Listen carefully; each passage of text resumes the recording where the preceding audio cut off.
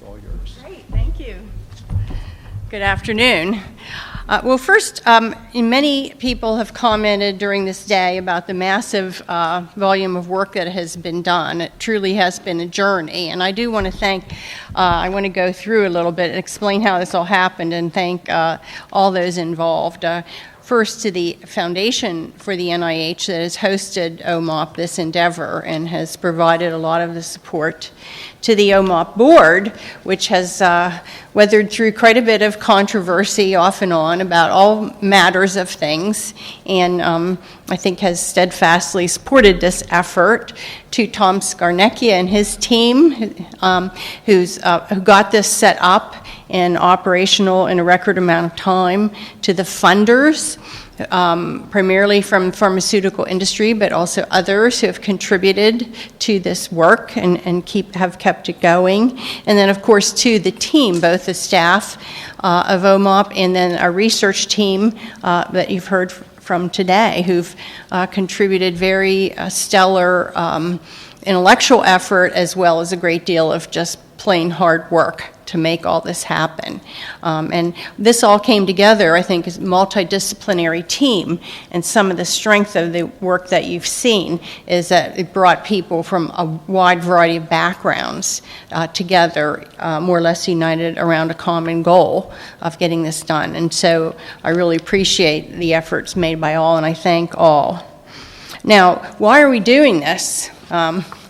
Did we embark upon this effort?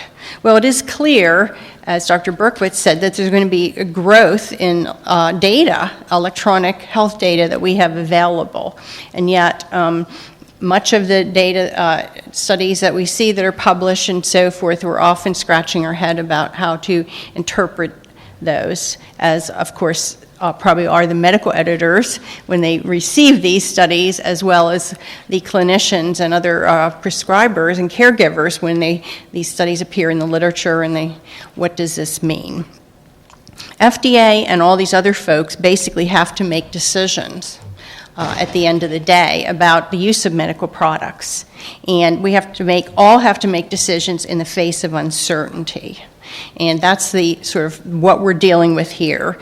The decision, we have to have some kind of actionable information, as Bob O'Neill said, that we feel, and as one of the commenters said, no action is an action. So we're constantly, no action is an action is a decision. So we're constantly making decisions, often based on really not very robust evidence. And so in this case, what we set out to do is look at the robustness and the performance of methods that ask, is a drug causally associated with an event, either a good event or a bad event out in the healthcare system? And can we utilize this growing data source to give us some insight into that? Now, uncertainty always exists in medicine, or at least it has up till this point. Unfortunately, as has been brought up numerous times during this symposium, one of the problems we have is we don't understand even whether the positive and negative controls are real and how robust those positive and negative controls are. And when you're trying to establish performance of a method in the face of lack of having any really robust positive and negative controls, obviously you're really in trouble. And so we can't eliminate uncertainty, but we would really like to know better how much uncertainty we're dealing with. Is it a hideous amount of uncertainty, or is it a manageable amount of uncertainty in any kind of decision we're making? And therefore, we set out to look at the performance of these methods. And the reason this has been such a huge effort, I think, and has such a huge amount of data and computation and so forth associated with it, we were doing something unusual. Most studies that have been done and published in literature actually just utilize a method. They utilize a research method. We're trying to test the method performance and develop some parameters about what the performance of those methods might be, so that we have an understanding when we make decisions about how much we can rely upon that information from that method. And I think was a very novel idea in some ways. And, I was one of the people who insisted on we use these positive and negative controls, like really old drugs, and people weren't happy about that, but at the end of the day, we're still arguing about whether or not the events are or not associated with these drugs. You can see that even with decades of medical experience, we're still operating in somewhat of a fog of uncertainty, at least on the margins. Now, randomized controlled trials were brought up. We have 40 years of experience in assessing their performance, and they're not that great either, but at least we have a lot more information and understanding, particularly at the FDA, and I think at some of the medical journals, about assessing the results of those trials, of understanding the pitfalls or the methods that are used in the trials and the analysis methods that are used in the trials.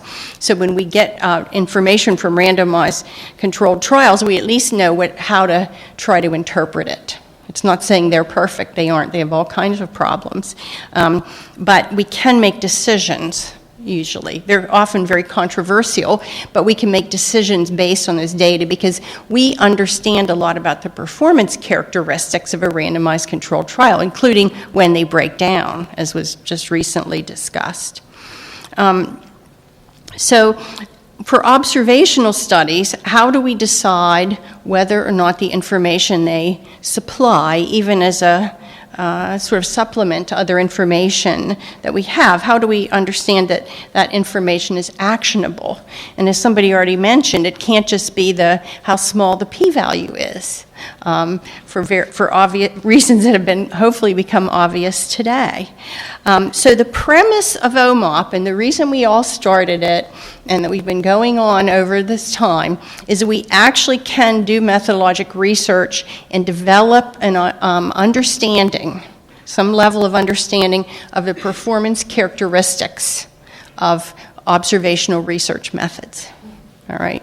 And I think what we've seen today is a step toward that goal. Obviously, we're not there yet, and I will talk about some of the next steps we need to take. But we have taken a rigorous look at the performance of these methods using the best tools, I think, that are available at our disposal. And we've at least learned, we know what we know now. We know some things about the performance of these methods. The take-home message about the performance of these methods may not sit well with everyone, all right? But these are the facts, and if people can think of better experimental designs, and some suggestions have been made, to sharpen our evaluation of these methods and maybe enhance their performance by including, say, better mechanistic knowledge or whatever but in a formalized way, not in a randomized random by hand way, but in a empiric way, then I think that will be some of the next steps that we will take. So observational studies usually are not stand-alone piece of evidence. They are embedded in a whole context of pharmacologic, mechanistic, biologic, medical, and other knowledge.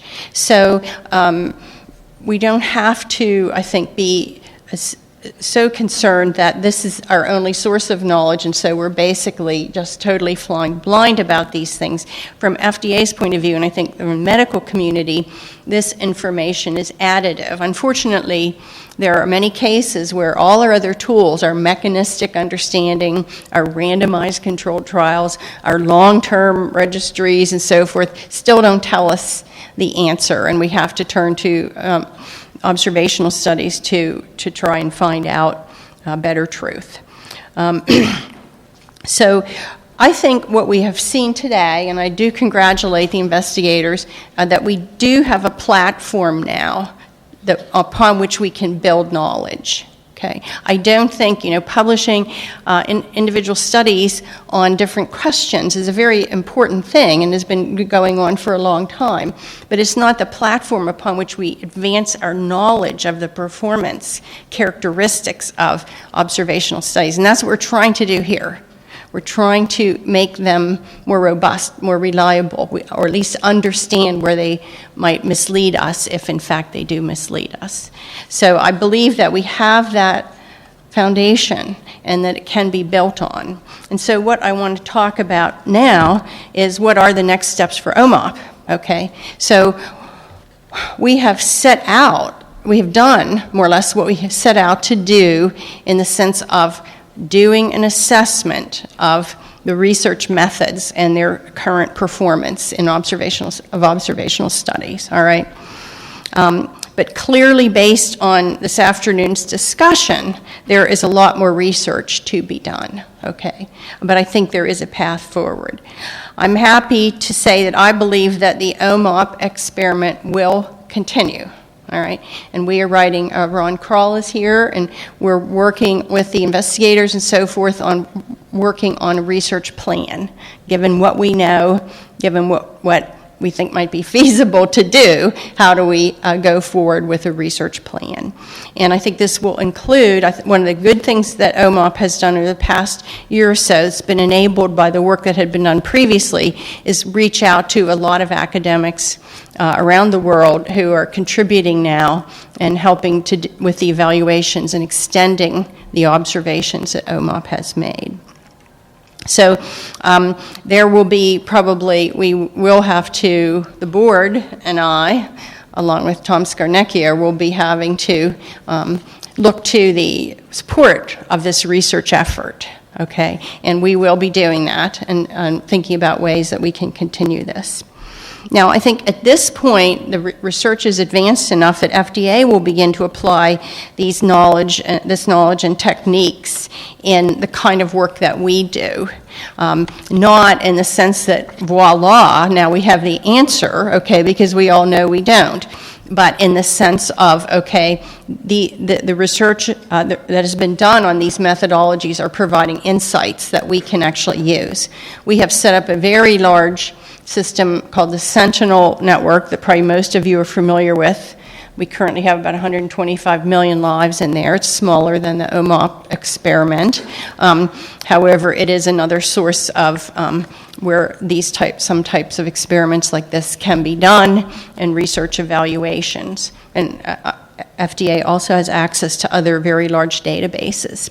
So we will start this effort. Unfortunately, we have resource limitations because we spend much of our time chasing down all these unknowns and trying to deal with all the safety signals that arise from the entire drug armamentarium and figuring out, what we know about those and what we don't know.